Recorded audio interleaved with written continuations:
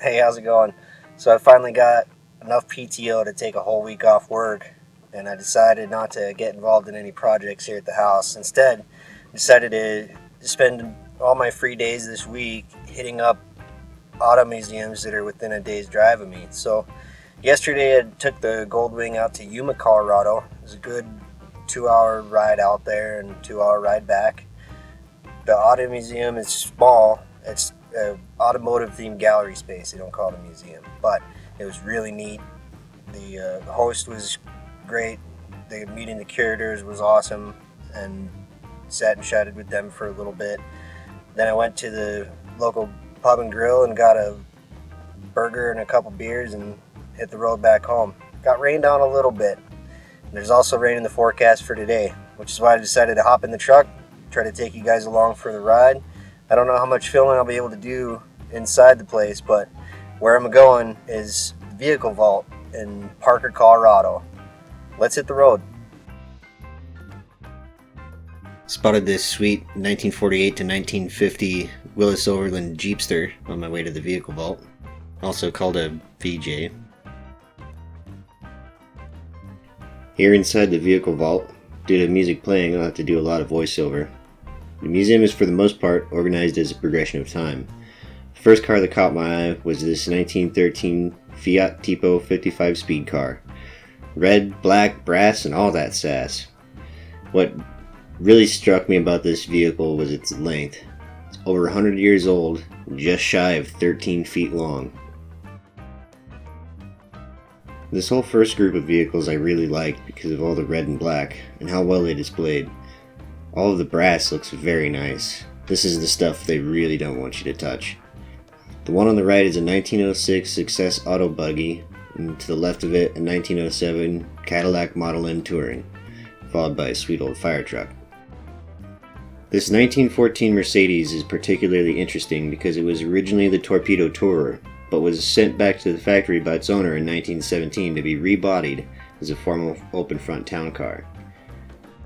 The epitome of traveling in style in 1917, the town car even has a small table to hold your wine. The Torpedo Tourer coachwork, currently sitting on a handcrafted polished wood chassis, was rediscovered and duplicated in 1997, and restorations began on both bodies around 2000. This 1925 Lincoln Model L dual windshield Phaeton is really something to look at. It received a Concours level restoration in 2004, including the necessary modifications to run on modern unleaded fuels.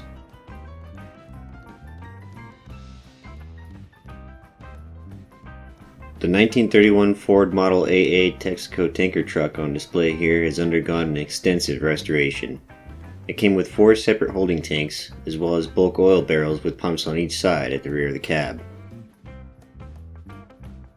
The earliest example of a motorhome I think I'll ever see, this tiny house was built onto a 1919 Rio Speedwagon by a Louisiana couple who lived in it while traveling around with a carnival. My best guess is that this is an early substitute for brake lights. 1934 Packard Super 8. I really appreciate all the black and red vehicles in here. Sporting a Packard inline 8-cylinder engine with 120 horsepower, this was considered very powerful in its day, also a very classy ride. 1937 Cord 812 Supercharged Phaeton, often referred to as a coffin nose. Early innovation is often full of trouble, and this front-wheel drive, electronically selected semi-automatic transmission is no exception. I remember watching an episode of Restoration Garage where they fought with a Cord transmission for quite some time. One thing I really enjoyed about this museum overall was seeing how many of the vehicles are plugged into battery tenders, implying that they run and maybe even get driven periodically. This 1935 Hudson Touring Sedan is a body-off restoration featuring a powder-coated frame and axle, and the display sign states it is an excellent driver. Everything works. They also had a little booth set up like a service station with a nice collection of signs and collectibles.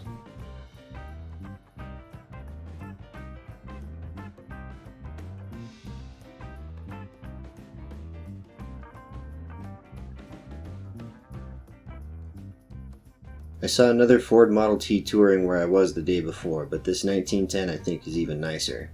I did have a good chat with the guy about how driving these is a completely different art form than our modern vehicles. I can't tell you off the top of my head which of those pedals does what.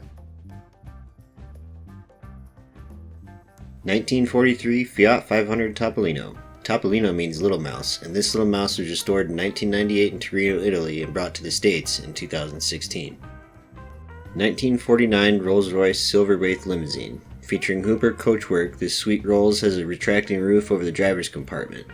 What a classy ride. Right-hand drive and a power division window. Who can't appreciate a sweet hood ornament on a classic ride? This 1960 Bentley S2 Coupe has coachwork by H.J. Mulliner with 1,183 examples built, powered by a 380 Rolls-Royce Bentley V8 and a GM Hydromatic. 1953 Packard Caribbean. One of only 750 built, this Caribbean convertible features full leather upholstery, chrome wire wheels, and a full-width hood scoop.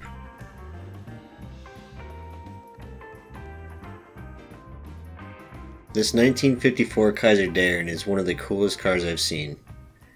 3-position Lando top, wire wheel covers with wide white wall tires, heater, and of course those patented pocket doors. I've never seen anything like that. The styling of this car is truly something to appreciate.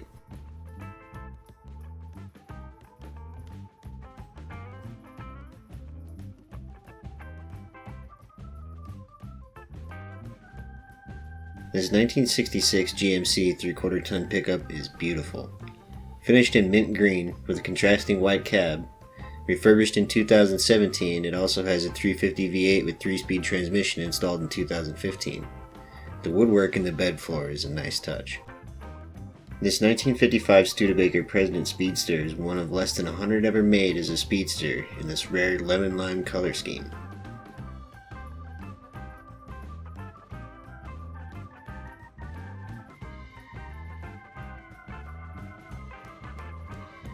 (1957) Ford Thunderbird E.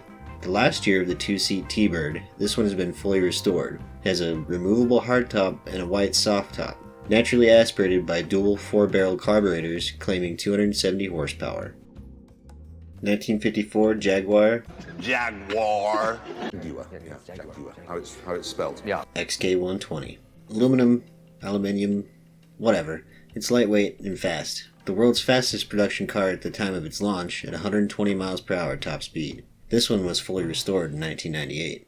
1954 Mercedes 300 SL Gullwing, all original, one of 146, with only 4,149 miles.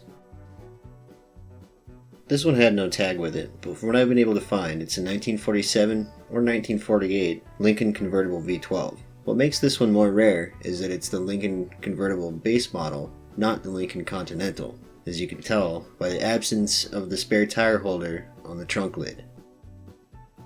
This 1949 Hudson Commodore has 35,000 original miles and all original equipment except for a very detailed repaint.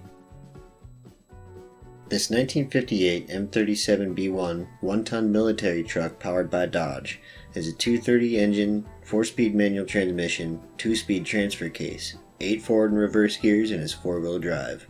It took 5 months to do a complete, better than new restoration on this one. 1955 DeSoto Fireflight Sportsman, long sleek Hemi power. This 1965 Lincoln Continental convertible is just beautiful. I can't get over how much surface space is on this car. It's just long, wide, and flat. In my mind, these cars are most iconic for presidential uses, although Kennedy's was in 1961 and Johnson's was in 1967. Split window Corvette. How much better can it get? This 1963 Chevy Corvette split window coupe is really nice. I wish they designed cars like this still. Just look at those body lines. Speaking of sleek body lines of the 60s, here's one I would have really liked to get closer to. The 1968 Ford Shelby GT500 Cobra, fully loaded including the 428 Cobra Jet V8 rated at 335 horsepower.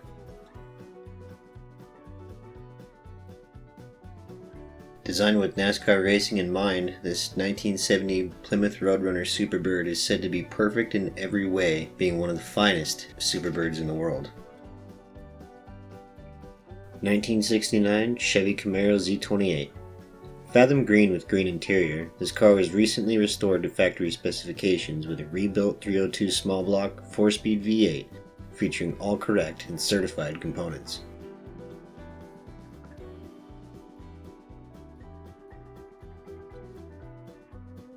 this point I stopped to get a good view and just take it all in.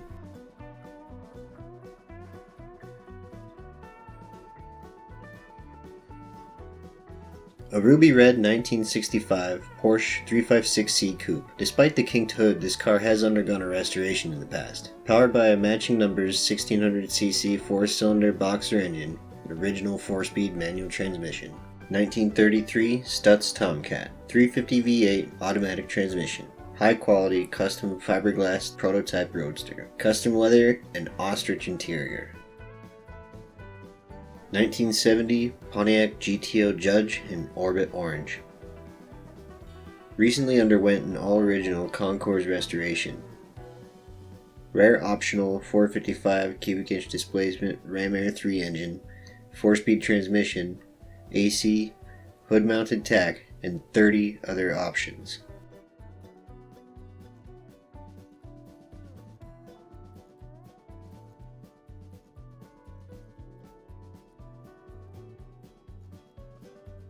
(1987) Buick Grand National 3.5 liter with rare factory digital dash, completely loaded with all options including the chrome engine kit, factory T-tops, and power seats.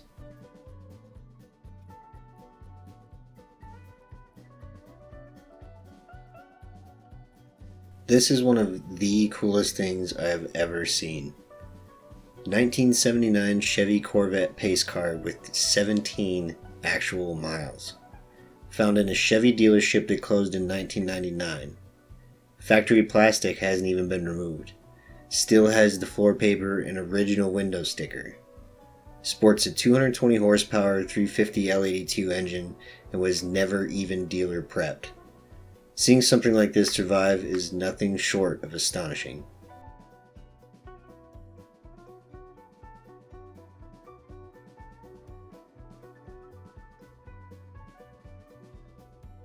(1981) I think must have been my favorite year for automobiles and motorcycles. Y'all ready to go back to the future? I had not expected to see a DeLorean that day, and I was in awe at the shape this was in. Original condition with 8,522 original miles. This was the 880th vehicle produced and was stored in a climate-controlled building. Stock 2.85 liter 130 horsepower V6 engine, Bosch K-Jetronic fuel injection, and the Lotus backbone chassis.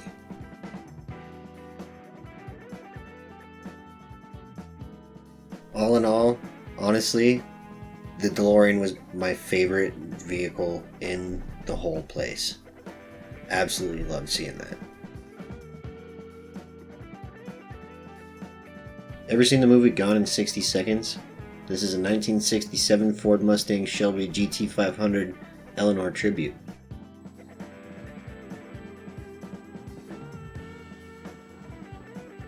This Jag didn't have a tag with it either, but I'm pretty sure it's a 60s E-Type. Still very nice looking.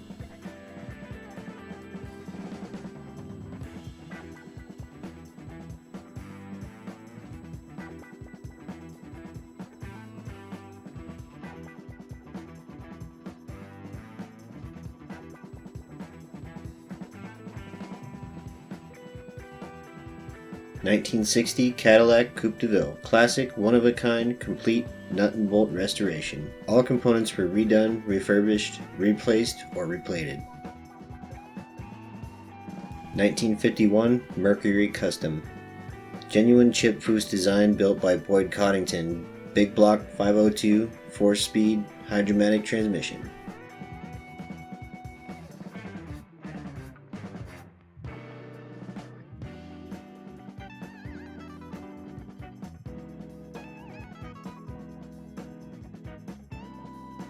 This one's a 1969 Chevy Camaro LS2 convertible. I wasn't able to find out a whole lot more about it.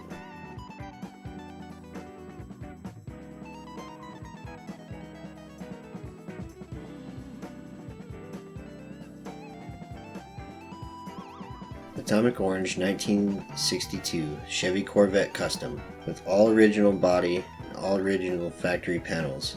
LS3 crate motor, new 5-speed Tremec transmission, and hydraulic clutch.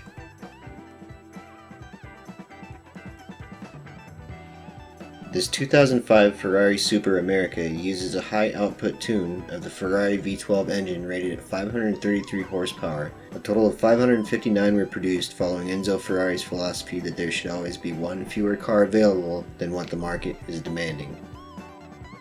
2018 McLaren 720S Coupe, sporting a mid-mounted dual overhead cam V8 4.0-liter all-aluminum twin-turbo engine, can reach speeds above 200 miles per hour and delivers over 700 horsepower.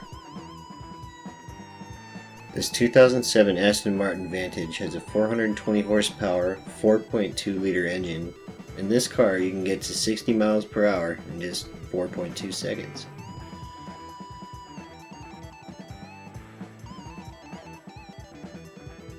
(2007) Mercedes SLR McLaren.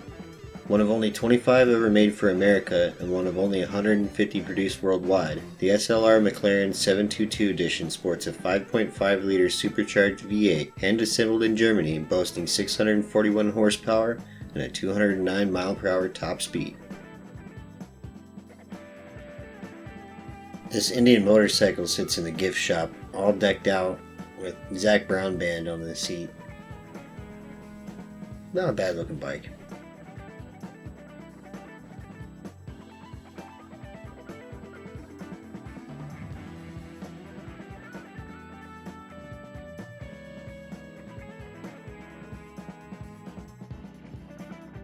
This 1959 Isetta 300 sits in the lobby. Matching numbers, was restored by a renowned British restoration expert in Quebec, Canada, and has 14,098 original miles. 300cc engine with a 4-speed manual transmission.